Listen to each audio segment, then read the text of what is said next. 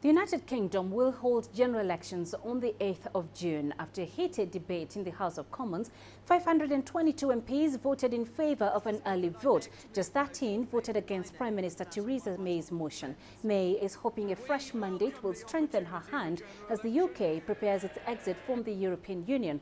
May also argues that the vote will provide the country with 5 years of a stable leadership. May took office less than a year ago. Brexit negotiations will only get under after the UK elections in June.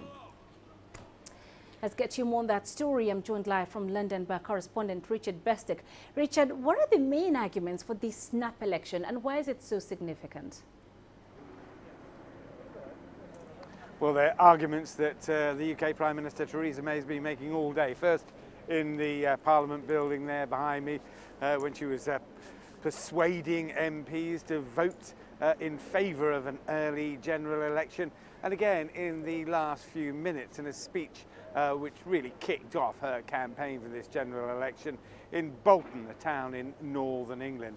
And the argument goes like this: vote for me and I'll give you strong and stable leadership, and that will strengthen my hand in the run-up to the 2 years of negotiations for Brexit with the European Union as Britain moves to the exit door there. Of course, there are those who say this is a masterstroke of strategy, and others who say it's a reckless gamble, that you can never be too sure. What she has got on her side is the fact that she's some 20 points ahead in the opinion polls, way ahead of the official Labour opposition, who have a mountain to climb. And of course, then there are the Liberal Democrats who will be saying, look, vote for us and we'll renegotiate the entire Brexit deal. Of course, this is what Theresa May has been highlighting. Those opposition parties in Westminster, in Parliament, who are saying that, who are impinging on her Brexit strategy.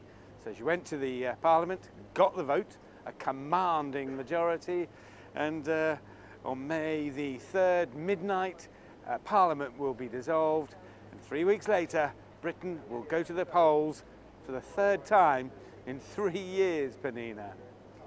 But Richard, there's very little time to organise a general election before June. How are ordinary people in the UK reacting to all of this?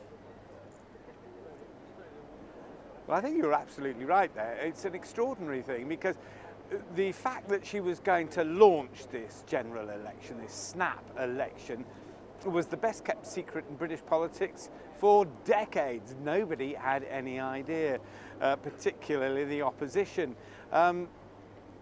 It leaves the parties in a situation where they have to scramble to get not just their campaigns on the road, their campaign buses that famously tour the countryside with leaders in tow. They also have to now write and publish manifestos declaring what they stand for, so that the British electorate can either vote for them or not. So you're right, these things cost millions of dollars, but they've got very limited time to get the whole thing on the road. It's a challenge. We'll see how they get on. We shall indeed, Richard. Thank you very much for joining us. Richard Bestick live for us in London.